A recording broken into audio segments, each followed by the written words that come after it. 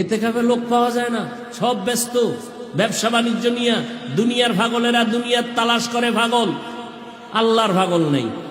এতেকাফে বসবে, এখন কি করা যায়, এলাকায় দিয়ে বসানো লাগবে।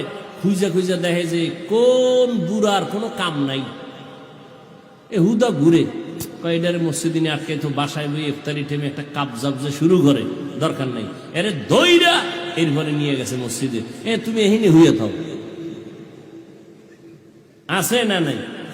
দূর মিয়া, আমি বাইরে থাকলে একটু চা খাইতে পারি, চানাচুর খাইতে পারি, ঘুরতে পারি, আমার পকেট খরচ হয়। খরচটা আমি দিব কত, 2000 দিলে হইব নি? পাহাড় দিলে হইব। এখন হে তো জীবনে কোরআন শরীফও পড়তে পারে না, আলহামদু পারে না, হে হারারেত বইবে, মোবাইল চালায় আর ঘুমায়। এই নিয়ে এতেকাফ, এতেকাফে তো বসতে হবে যুবক, যারা ইবাদত করলে আল্লাহ খুশি, যারা কোরআন শরীফ পড়তে পারেন। আমি বুঝতেছি না কোন ভাবে বললে আপনারা এই কথাটাকে অ্যাকসেপ্ট করবেন। কোরআন শরীফ পড়তে পারে না, সে কেন যাবে ইতিকাফে? বুঝান আমাকে। সেখানে গিয়ে কোরআন তেলাওয়াত করবে প্রতিদিন, একদিন না পারলে পুরা 10 দিনের মধ্যে 3, 4, 5 খতম করে ফেলবে। এমন এক লোককে ইতিকাফে বসাবেন, সারা রাত তাহাজ্জুদের নামাজ পড়বে, এলাকাবাসীর জন্য কলিজা ভরে দোয়া করবে, কাঁদবে। কয়টা মসজিদে পাবেন ভালো কোরআন পড়নেওয়ালা, আমলওয়ালা, জানে শুনে এরকম তাজা ব্যক্তি ইতিকাফে বসে? সব জায়গায় ডেট ফেল মানুষগুলো একবার স্টক করছে আর একবার করবে, এর নিয়ে ঢুকাইছে ইতিকাফে।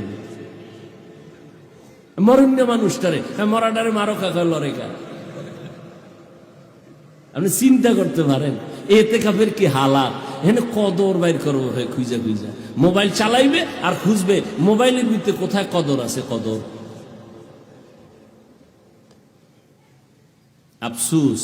অথচ এক কদরের দাম কত? এক রাতের ইবাদত 1000 মাস লাগাতার ইবাদত করলে যা পাবে, কদরের এক রাতে ওই পরিমাণ না, তার থেকে বেশি পাবে। খায়রুম মিন আলফি শাহর, খায়র 1000 মাসের থেকেও বেশি। আফসুস।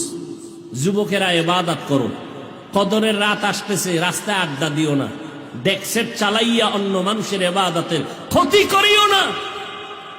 ওই যে কি বাজি মাজি ফুটাইয়া ঘরের বাচ্চা ঘুমান্ত লাভ দিয়ে উঠে, মা তোমারে বরদোয়া করে, আল্লাহ কার মায়ের ভোলাই বাজি ফুটাইয়া আমার বাচ্চাটাকে চিৎকার দিয়ে ভয়ে উঠছে, আল্লাহ এই সন্তানগুলোকে তুমি ধ্বংস করো।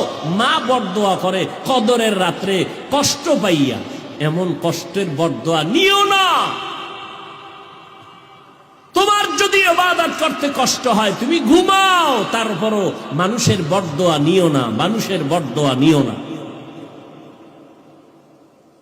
আগের থেকে ভ্যান রেডি, আড্ডা দিবে, ঘুরবে। আর হুন্ডা তো আছেই, যাবে কই? কক্সবাজার তো যাওয়া যাবে না, এখন নতুন জায়গা হয়েছে কি মাওয়া, হেন যাইব হারাডা রাত। আফসুস, কদরের রাত এত বড় দামি রাত, সেই রাতে যদি কেউ গুনাহ করে এর উপায়টা কি হবে? এই ঈমান নিয়ম মরতে পারবে কিনা সন্দেহ। আফসুস তার জন্য। নবী বরদোয়া করে গেছেন যারা রোজার মাস পাইয়া গুনাহ থেকে বাঁচতে পারলো না। নবী বলেন আল্লাহ পাকের লানত, ফেরেশতাদের লানত, আমি নবীও অভিসম্পাদ দিলাম, ধ্বংস হয়ে যাক ওই ব্যক্তি যে রোজার মাস পাইয়া গুনাহ থেকে বাঁচতে পারলো না।